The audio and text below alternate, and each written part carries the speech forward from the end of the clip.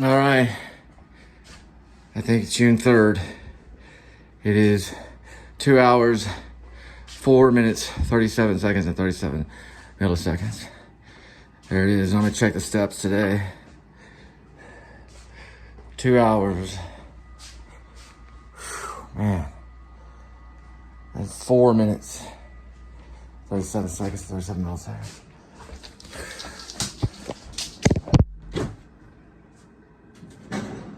You always want to get hydrated.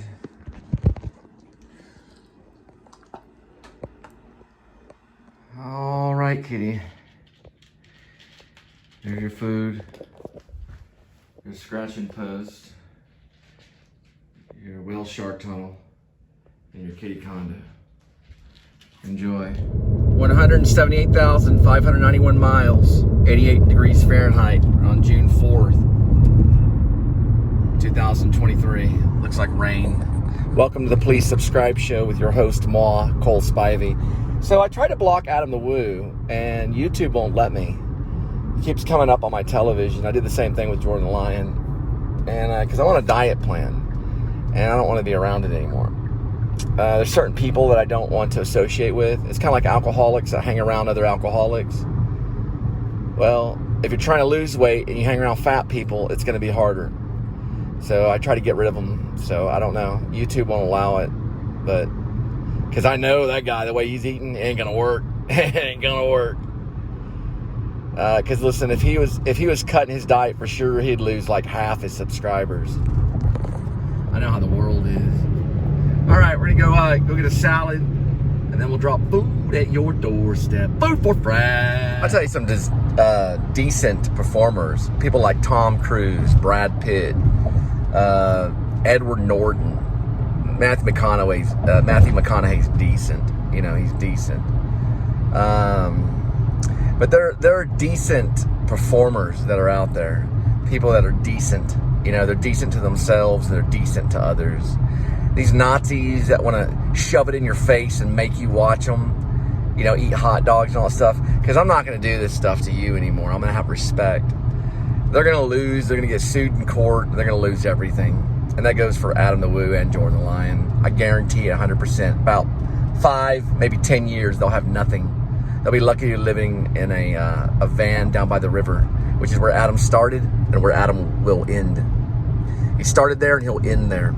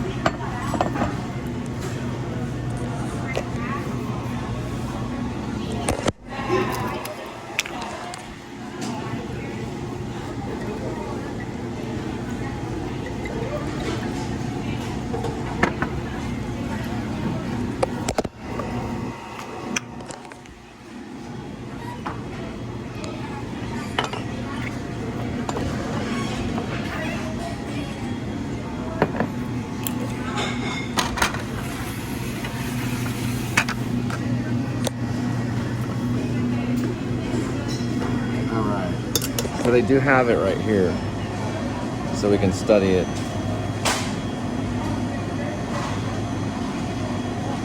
Serving size 2 ounces on the artichokes. On the bacon bites, it's 60 calories. Roasted corn's about 80 calories for 2 ounces. 10 coleslaws, 100. That all adds up to about 1030, I think. I've done some of the math on it.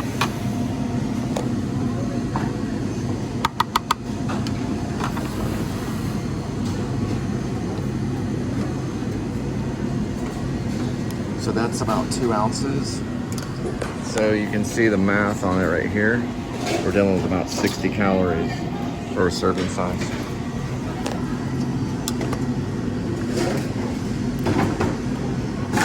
These are a little bit lower in calories, so I'll pile up on the lower calorie stuff. I usually just get 1 tomato, or at least try to. These are ones David Bowie would eat right here, these orange ones, orange and red. I like the artichoke too. Looks like they have and the Kalamata olives, they're actually higher in calories, so those are actually lower.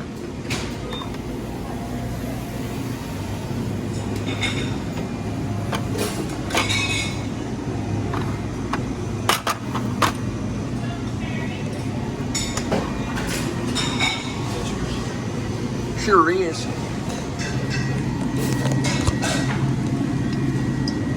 And we'll be doing that. Okay, so what I'm counting here is I'm counting 1,030 calories total. Each egg will be de-yolked, so I'm gonna find out what an egg would be with no yolk on it. So a boiled egg, I'll take a little bit of the calories off to find out. I do no more than 7. On the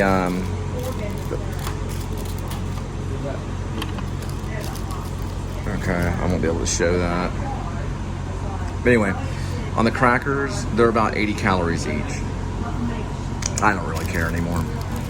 It has a little bit of hummus on it, but they're about 80 calories each. So 3 of them would be about 200 or so calories, maybe 240, I guess if you want to get all mathematic. All right, so each egg is 78 calories. I'm taking out the yolk.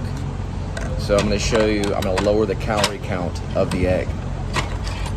I think I may have lost 20 pounds in 1 month.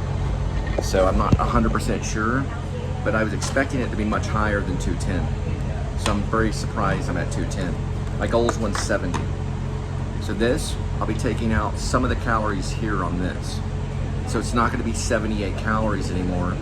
It's probably gonna be closer to maybe like 40 or 50 calories with just the egg yolk only. So that should be about 50 calories. I do 2 of them. It's gonna be about 100, but it's an important building block. It's an important building block of protein. I've done this before and it worked. You want to take out the yolk, and don't worry about whole chicken or anything. You're just doing egg only. It's like pure protein.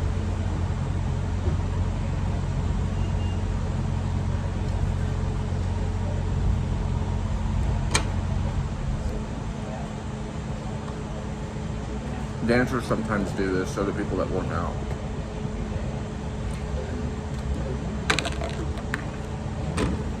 You probably leave the rest for the birds.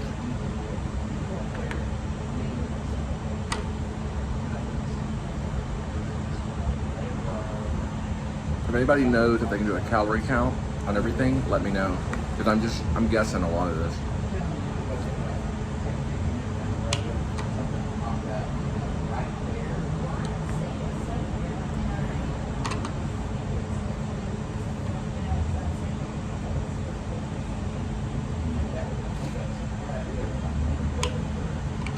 So you can't really see everything that I'm doing, but I'm gonna try to show it to you at an angle. I'm using a butter knife. Kind of giving you an idea of what I'm doing. So I'm scraping out all the egg yolk. So it's nothing but pure protein and 0 fat. can kind of see it right here. There you go. Now you can see it. That way there's no fat in it. We're going for a 0 fat body. We'll have every ounce of fat off before we leave. It's the best way to leave.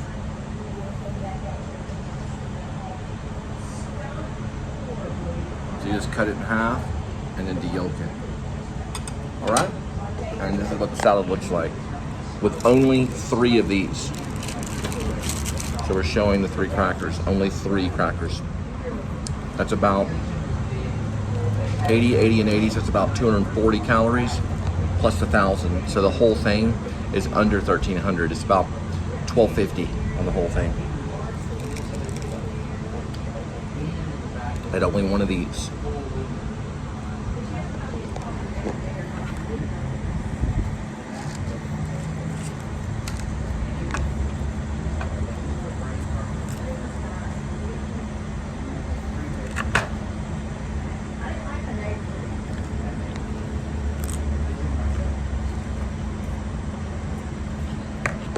Pretty hungry. I've read just recently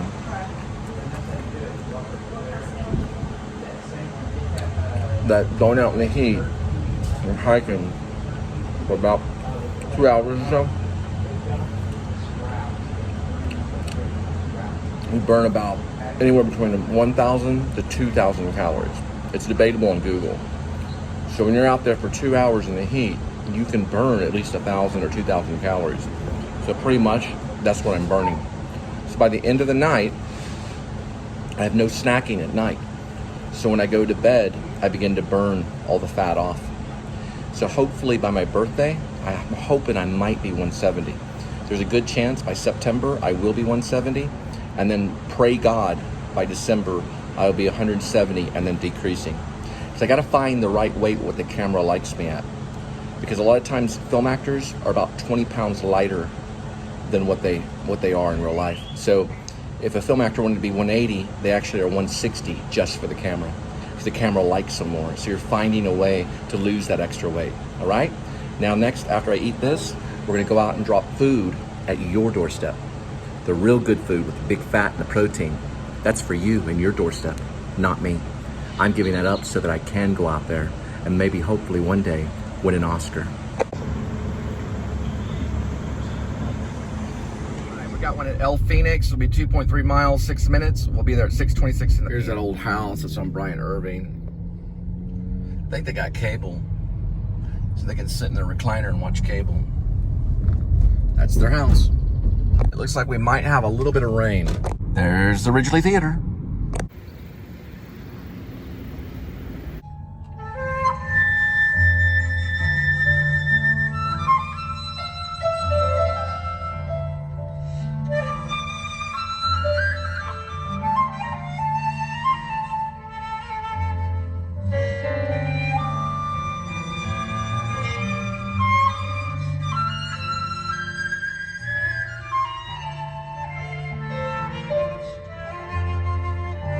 El Phoenix has been operating since 1918. Their hours of operation are 11 to 10 p.m. There's 7 days a week. Pretty cool. Let's go get your food.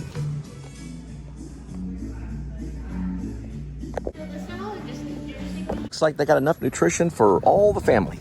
All right, we're in El Phoenix. We'll be there in 5.5 miles with your Mexican food. It'll take 14 minutes, 7:04 on the p.m. Talk about Martin Scorsese's career. Now, he probably started off basically in Hollywood. Well, no, actually, he started off NYU. It was probably NYU that he started off in.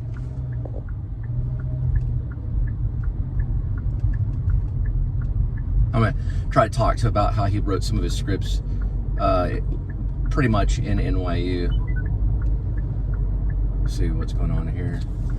We don't know if it was mafia funded or not, but we know that NYU is behind it. And he did write in his car.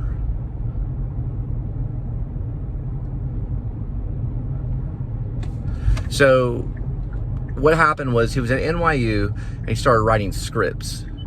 I gotta turn right here. And he wrote scripts.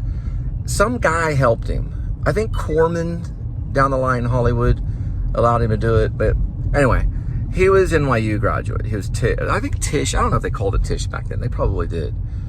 But he was a filmmaker. He was studying filmmaking. And the rumor is he wrote Mean Streets in his car. But I think what really happened was he wrote Bring in the Dancing Girls. I think Keitel was interested in acting at the Actor Studio. And Mean Streets eventually came about. But first, there was Bring in the Dancing Girls and all these little short films that people didn't really understand. But he released them somehow. And they were little black and whites, and there was a series of them. Bring in the Dancing Girls was one of them. It didn't do so well. People didn't really get it. I don't think it made really hardly any money. But he took what he had from that. So he had a nice little short film that he could work in somehow by writing it in to what was known as a really good one, Who's That Knocking at My Door? And that was with Keitel. Which Keitel, and the story is, I'm talking about Harvey Keitel, is that they would meet on the weekends. There's a little bit of pay. So everyone was working, doing what they had to do to survive, and they would meet on the weekends because they had a love for cinema. And Keitel agreed to help him, because if Keitel, said, look, I got to work, and I'm a court stenographer, and I can't miss a day, and I got to learn to grow up, and they would have never succeeded. But Keitel stayed on the project, and he showed up like a professional. I think he was playing a banker. He was playing a banker. I did banking for 4 years. But anyway, what Keitel was doing was he's a court stenographer. He worked in the courts in New York City. So he was in charge of typing it all up to make sure everything that you said was recorded. Does that make sense? They do this kind of stuff. They're very quick. So that was his job. He wasn't an actor. He was trying to be. So he worked. There's Johnny B's Cocktail Lounge. Looks kind of like a place Cassavetes would hang out or something. But anyway, regardless, he worked with him, and he stayed with the movie. It wasn't a big deal. It was just a movie about a banker and some chick and people running around New York City. It was all black and white. Finally, he was able to write it out into somewhat of a coherent movie that made sense from A to B all the way to C. And it started to solidify into what's called Who's That Knocking at the Door. It's actually on my top list. It's on my number 2 best films of all time. Taxi Driver's right above it. He didn't know he was creating a masterpiece as he was doing it. He was trying to just lay down a film, trying to make it make sense. And he was using other films to bring it in. And he wrote these scripts and stuff and everything. And they memorized it and everything, and they did it. Great film. It is a great film. It is a very good narrative film. It makes a lot of sense. It's not over the top. It's not Hollywood.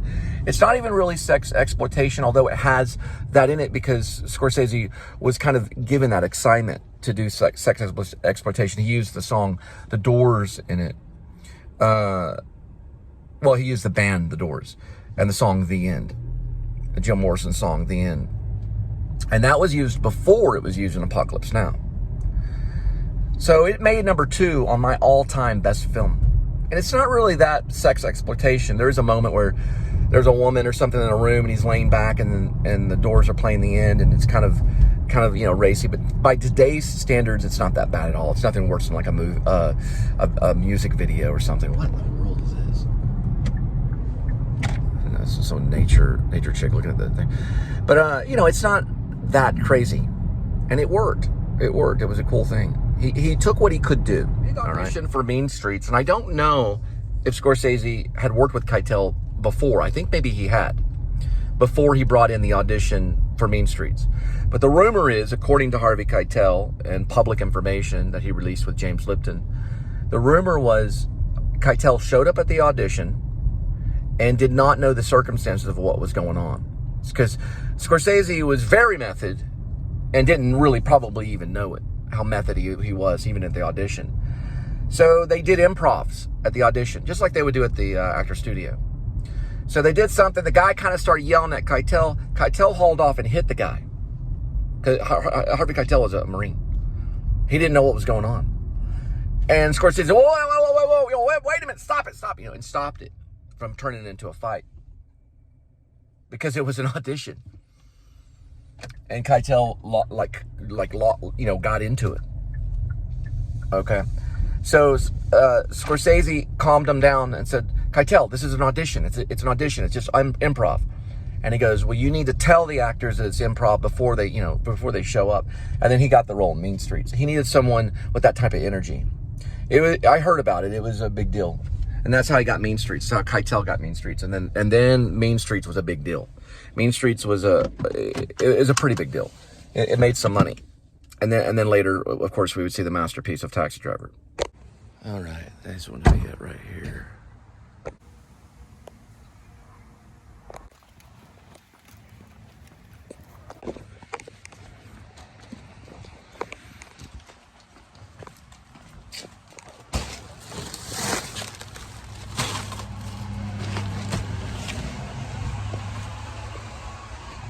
Holy crap.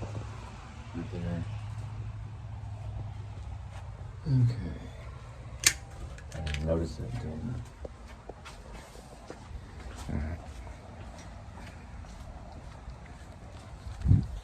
Alright.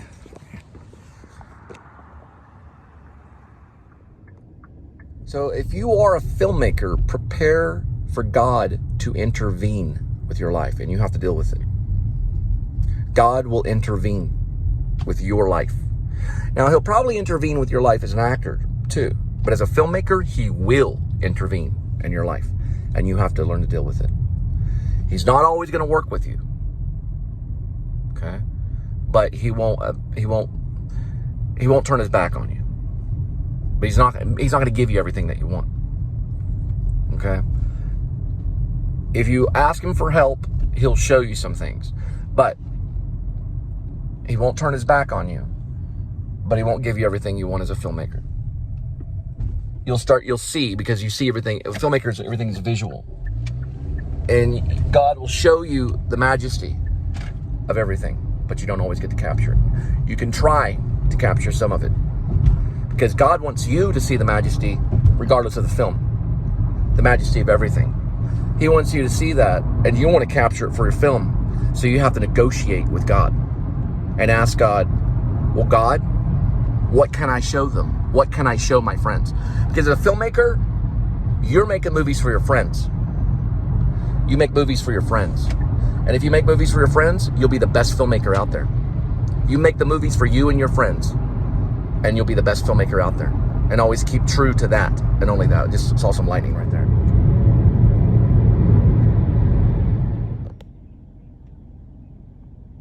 All right, I had to send her back. Yeah, I sent her back for the cup holder. We have to use the cup holders. And I did an accidental slow-mo, so I might keep it. So we got our cup holders, and we're going to head to your doorstep, and I'm going to get the amount of time. All right, so we're going to get the amount of time, distance, and we're going to be there at 2.6 miles, 9 minutes, and 7:43 in the PM. We might get a little bit of rain.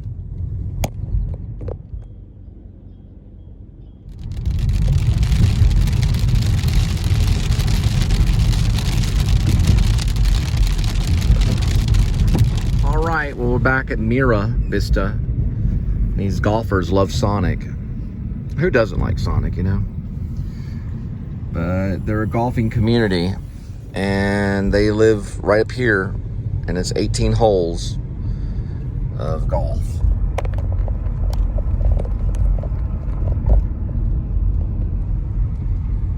Gotta get a checkpoint to get in.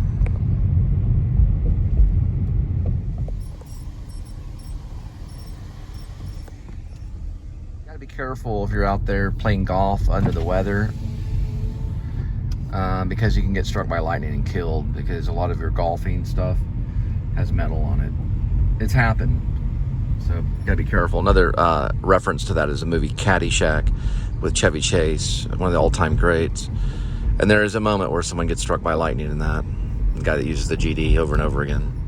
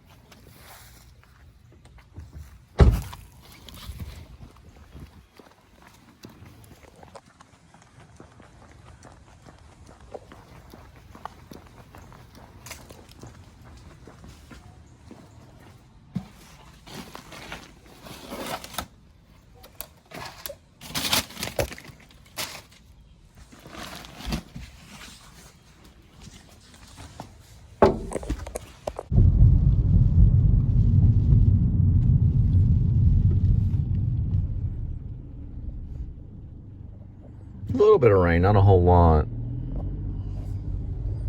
So there's a little checkpoint there to make sure it keeps you out of their property and their majesty and their golf course and all the wonderful, beautiful things that they have and that you don't have. But if you go there, you better present your ID, because if you don't, there'll be trouble. So that's how they roll. It's very common in Texas. It's called Mira Vista. Make a great script about a golf course and a community of rich people that stole their way to the top to be crafty.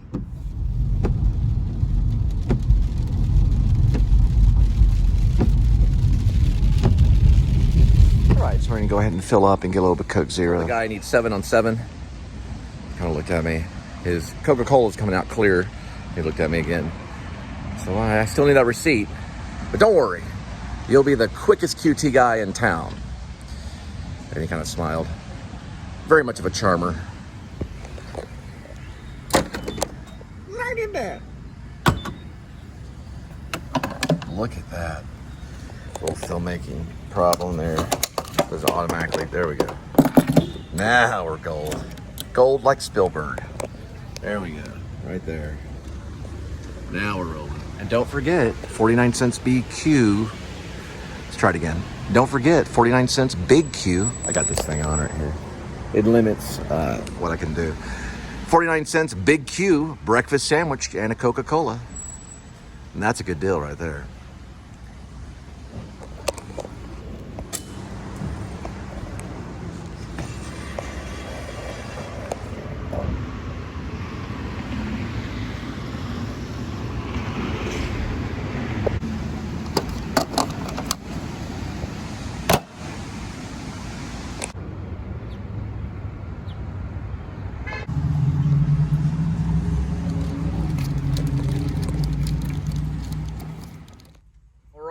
We're going to take your Jason's Deli 2.5 miles, 8 minutes. We'll be there at 8:38 in the PM. Needle in the hay.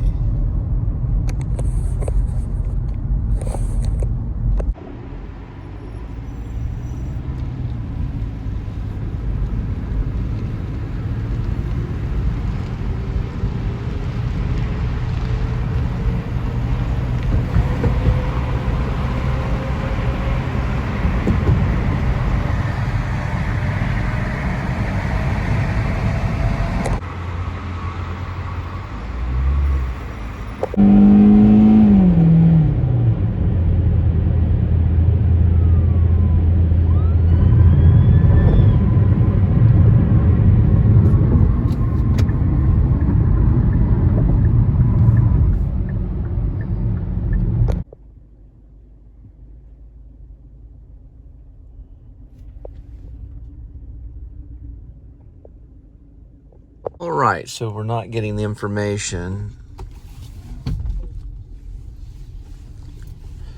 And we're gonna have to try to find it. So this is kind of like trying to find something without getting the information. Kind of have to use your Luke Skywalker senses. So we're gonna guess these guys over here because they never responded, because they don't really want their food. This is all done for different reasons. It's not really about food. You think it is, but it's not. This is about who has the power, kind of thing. And it's that way most of your life. Your whole life boils down to control.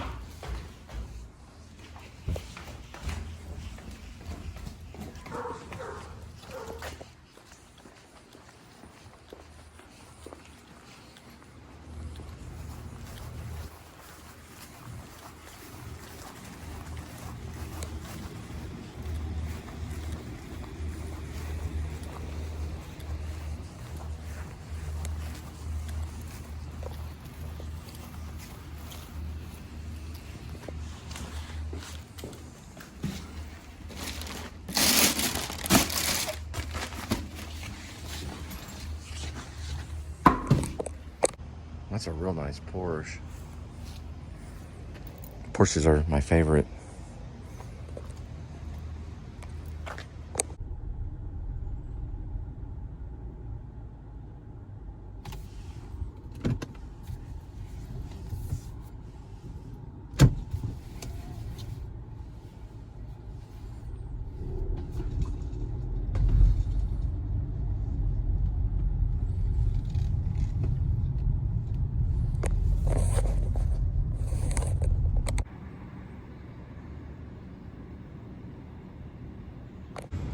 All right, so we're at the Rim, Scratch, Craft, Eats. It's right here in Waterside.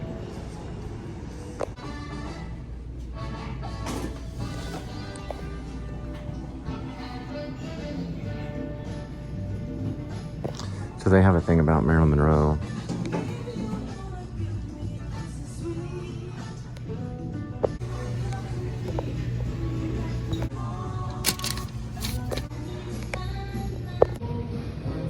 They all have mugshots.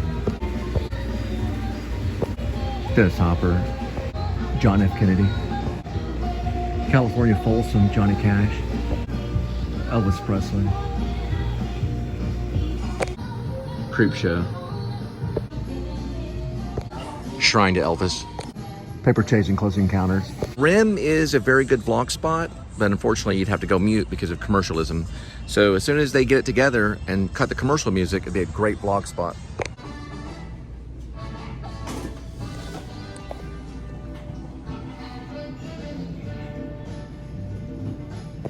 So they have a thing about Marilyn Monroe.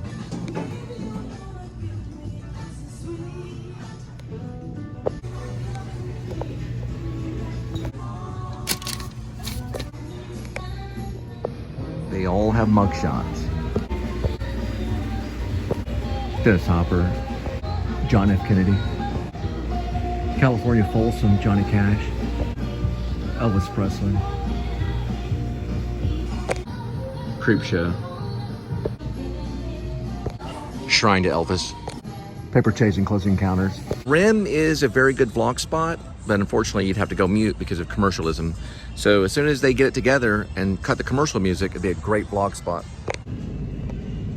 All right, we're gonna take the Rim 4.2 miles. It'll take 11 minutes. We'll be there at 9:29 in the PM. I'm taking your Rim to your doorstep. I guess it's like a hamburger or something anyway. And I'm listening to the Pixies, Gouge Your Way.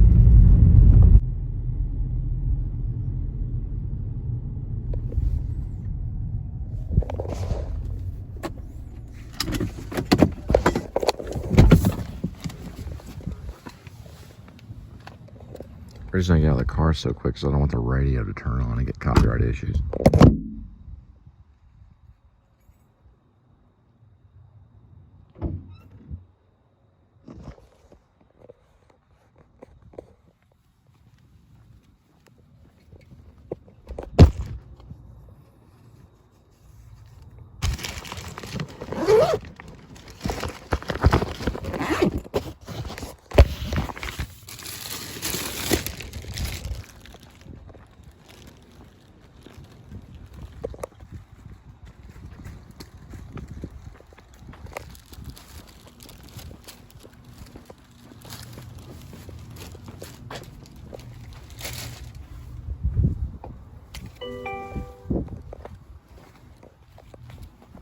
Right, so now I'm listening to Half Right by Elliott Smith. Okay, so Angela Mia is a famous, this is interesting, sculptor. At least she's one that gets it out there and shows her stuff. A lot of sculptors, they just do it in their garage. They don't show it anywhere. She actually shows her. This is called The Man. I think it's supposed to be there. But there it is right there. Angela Mia. It's February 17th. It's a 2000 sculpture. It was done in the year of 2000. The hand here is holding a hat. There's the face, and the hand in the back is empty.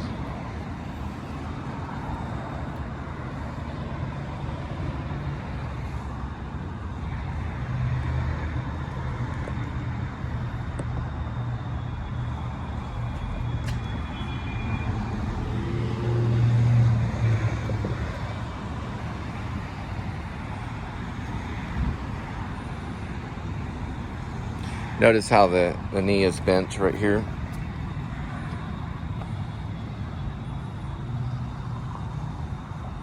It gives it more motion. That's why the artist does that.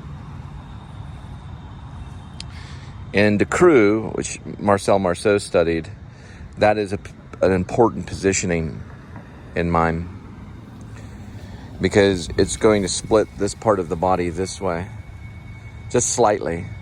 And the head is going to tilt a little bit because of how that is right here.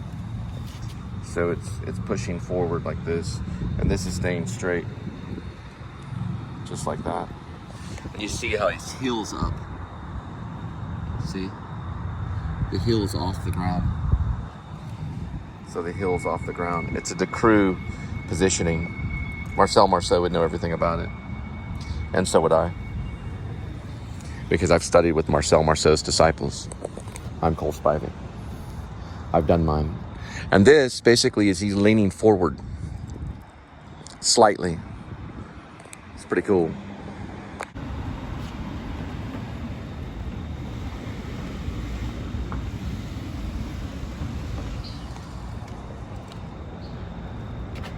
One wrong move, kitty. Kapow. That's what life is. On the street. In it, kitty. One wrong move and that's the end of your life. Because he's a Republican and does not care about life. Republicans do not care about your life. They are no more in the United States of America because they do not care about your life. You better run. Republican would eat that cat in a heartbeat. A Democrat would probably try to take it to the vet. The New Liberty Party would take it inside and take care of it. That's why the New Liberty Party is going to take over all this stuff. And we're going to get rid of the boomers. Because the boomers are killing people.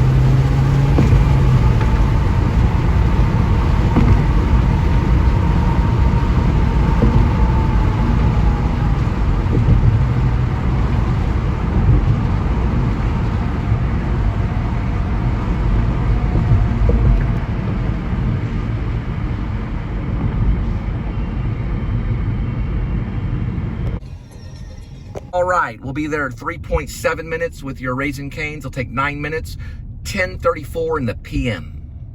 So Michael Mann is the guy who did Heat, but he also did a movie called Collateral, which I think is his best movie. And that's with Tom Cruise and Jamie Foxx. And it's good. It's a very good movie, very fast paced. It's one of those movies you can watch over and over. And the soundtrack is done by a band called Audio Slave. And Chris Cornell was part of that band. So Chris Cornell's voice is, you know, his voice as a singer, as a songwriter, and as a musician is on the soundtrack of that movie. No card is going to be made tonight about the Guitar Man's speech and the Pancake House in New York City. And this is for Skinny Pete and Friends Teleplay, a sequel to Better Call Saul.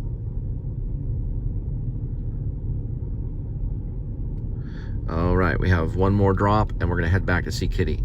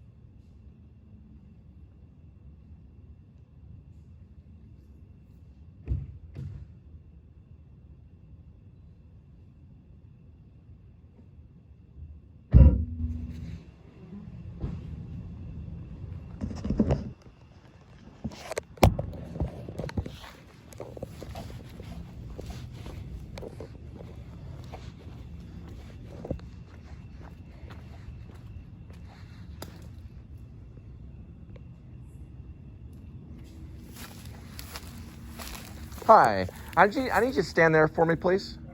Okay? And actually go back to the house and just shut the door.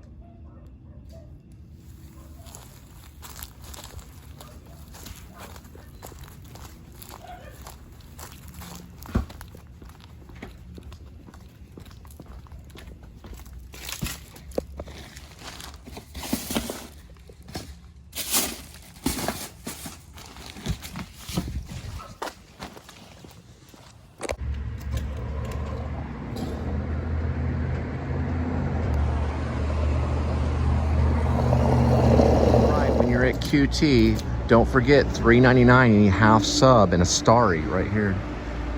Pretty good deal.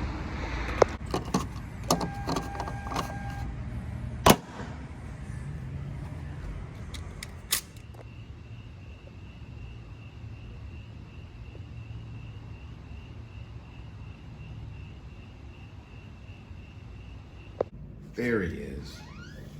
Can you step back, Kitty? For me? Nope. A cat is a very important companion in an artist or writer or actor. He provides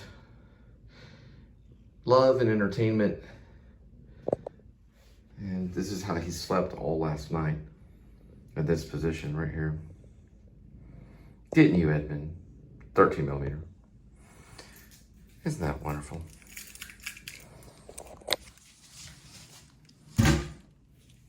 And for tonight, a hot pickle. Why not? We're gonna go ahead and create the note card. So, right, this is going to be a hard one. Go ahead and just keep it going here. I got some, well, I'll just cut, I'll come back. So here's the note card. I've already know that the Guitar Man's going to use the words, "Lend me your ears." Now this is Pancake House, New York City. It's exterior. Interior is a party room. That night, Guitar Man meets a new Liberty Party representative, and the Guitar Man gives a heroic speech. Skinny Pete and Badger record with cameras, okay? This is the next scene that will be in Skinny Pete and Friends, a teleplay, a sequel to Better Call Saul.